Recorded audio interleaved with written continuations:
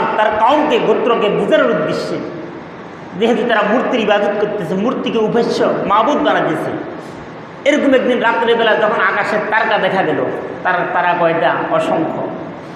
ইব্রাহিম আলাইহিস সালাম ফালাম্মা জান্না আলাইহিল লাইলু রাআ কাওকাবান ক্বালা হাযা রাব্বি ফালাম্মা আফালা ক্বালা লা উহিব্বুল আফিলিন।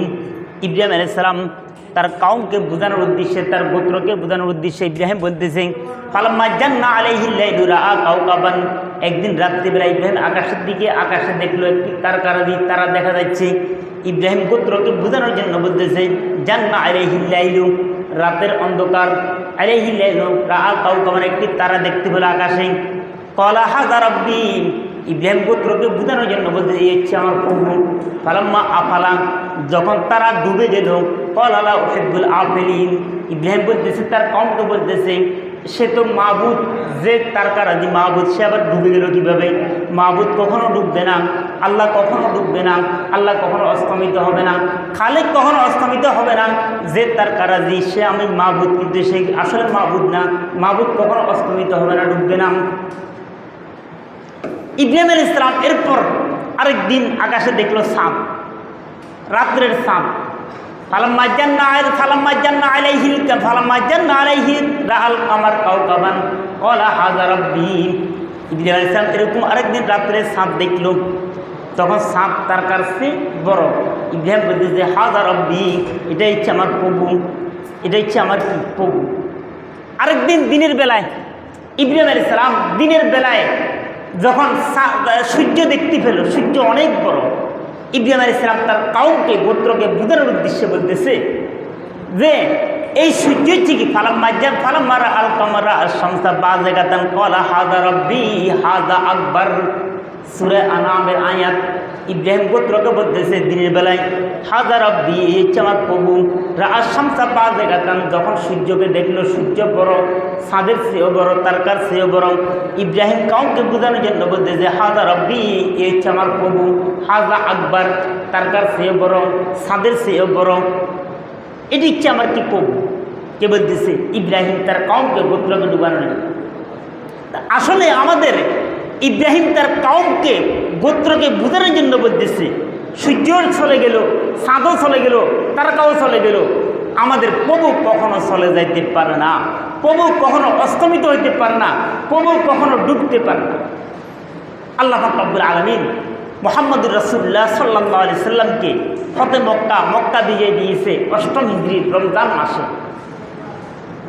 যে আয়াতটি আমি খুতবার পর তিলাওয়াত করেছিলাম, ওয়াকুল জাআল হাক্কু ওয়া যাহাকাল বাতিল ইন্নাল বাতিলা কানা যাহুকা। মুহাম্মদুর রাসূলুল্লাহ সাল্লাল্লাহু আলাইহি সাল্লাম এই আয়াতটি যখন মক্কা বিজয় 8ম হিজরিতে হয়, তখন মুহাম্মদ সাল্লাল্লাহু আলাইহি সাল্লাম সাহাবায়ে কিরামদেরকে নিয়ে মক্কাতে প্রবেশ করেন। তখন মক্কার চতুর্পাশে 360টি মূর্তি ছিল। মূর্তি কয়টা ছিল? 360টি। ওয়াকুল জাআল হাক্কু ওয়া যাহাকাল বাতিল, 360টি মূর্তি ছিল। কথিত আছে প্রত্যেক দিনে তারা এক একটি করে মূর্তির ইবাদত করত। 360 দিনে 360টি মূর্তির ইবাদত করত। দিন কয়টি? 360টি। মূর্তি কয়টি? 360টি।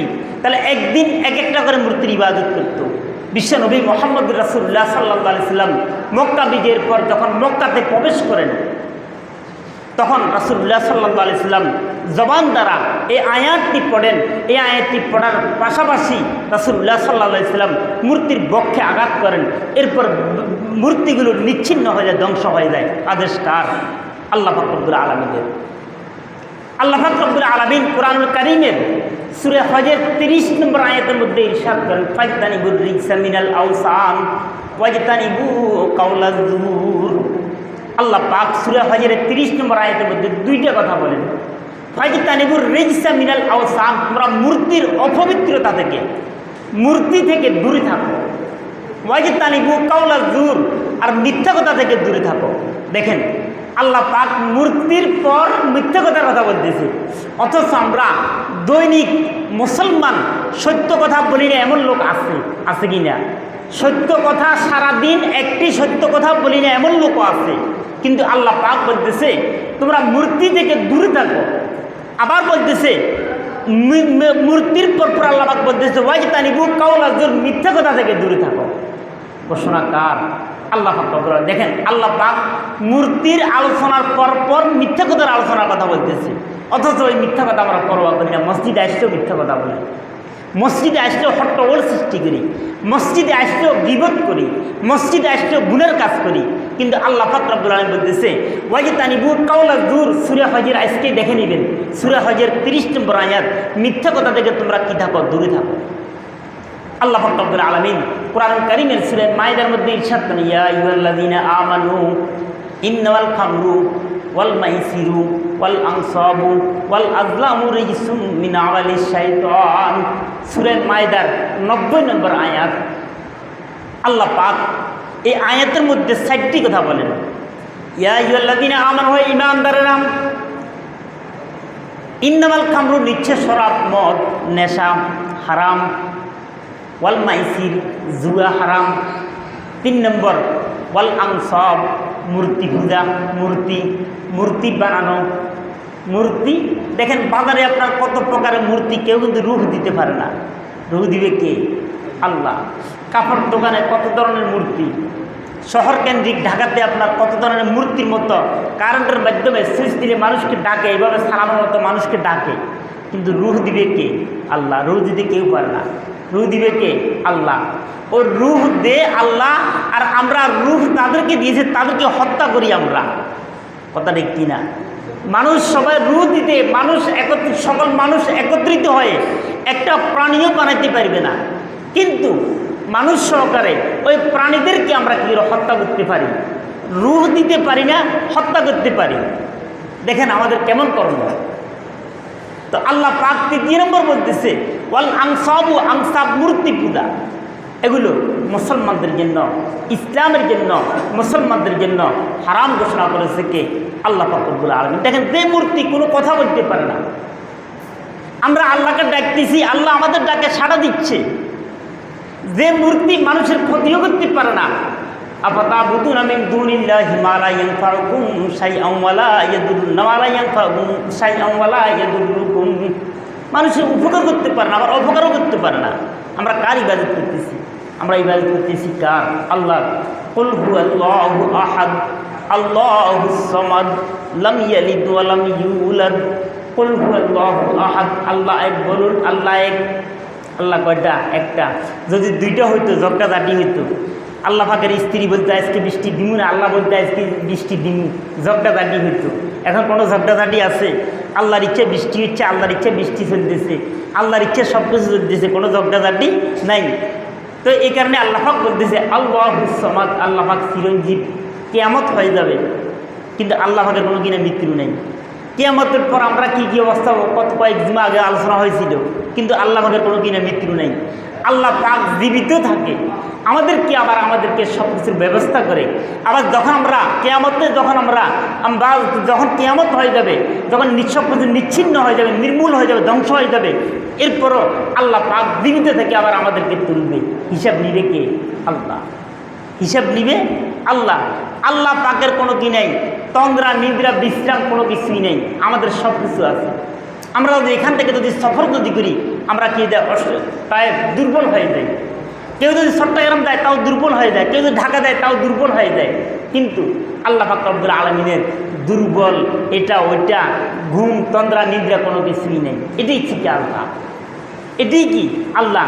আর ওই আল্লাহ বললেন তোমরা কি দেখো মূর্তি ওয়াল আনসাব, সূরা মাইদার 90 নম্বর আয়াতের 3 নম্বর ওয়াল আনসাব, তোমরা কি করো? মূর্তি থেকে কি করো? দূরে থাকো। এই পৃথিবীতে মূর্তি পূজার ইতিহাস কোরআন কারীমের সূরা নূহ 29 পারাতে, এই সূরা নূহের 23 নম্বর আয়াত, ওয়ালা তাযারুন্না ওয়াদ্দান ওয়ালা সুআ ওয়ালা ইয়াগুসা ওয়ালা ওয়ায়াউকা ওয়া নাসরা। সূরা নূহ এর 29 নম্বর আয়াত, 23 নম্বর আয়াত, 29 পারা। আদম আলাইহিস সালাম ও নূহ আলাইহিস সালামের মাঝামাঝি এই 23 নম্বর আয়াতের মধ্যে আল্লাহ পাক পাঁচটি কথা বলেন। ওয়াদ্দান ওয়ালা সুআ ওয়ালা ইয়াগুসা ওয়া ইয়াউকা ওয়া নাসরা, এই 5টি মূর্তির নাম।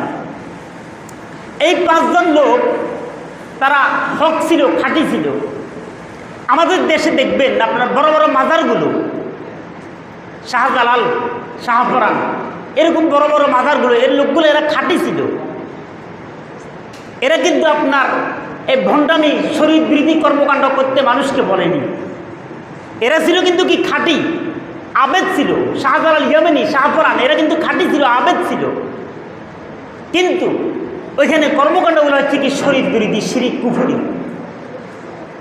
এই পাঁচজন আদম আলাইহিস সালাম ও নূহ আলাইহিস সালামের মাঝামাঝি যে পাঁচজন, ওয়াদ, সুয়া, ইয়াগুস, ইয়াউক, নাসর, এই পাঁচজন লোক এরা খাঁটি ছিল, আবেদ ছিল, আল্লাহ পাকের খাস বান্দা ছিল।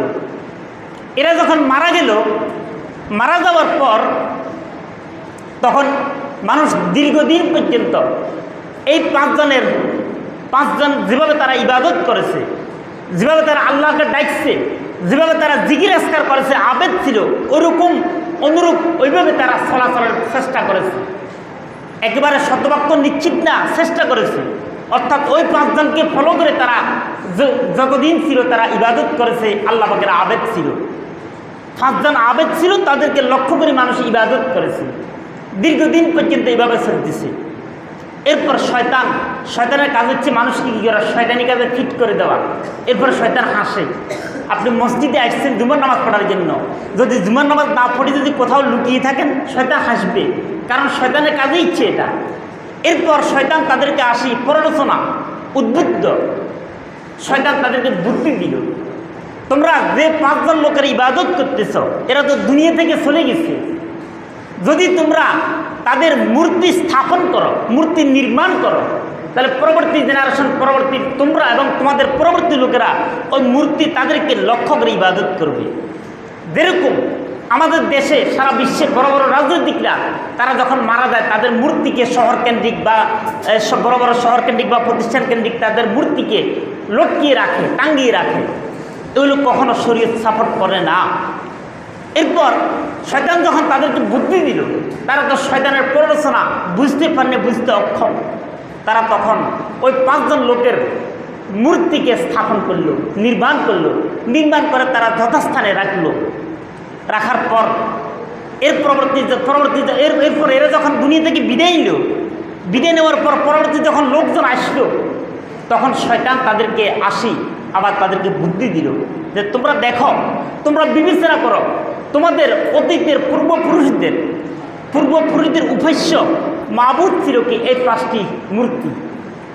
দেখেন শয়তান তাদেরকে কীভাবে বুদ্ধি দিতেছে যে তোমাদের অতীতের পূর্বপুরুষদের তারা যার ইবাদত করত, এই পাঁচটি মূর্তির ইবাদত করত, ওইখান থেকে মূর্তি পূজার ইতিহাস শুরু।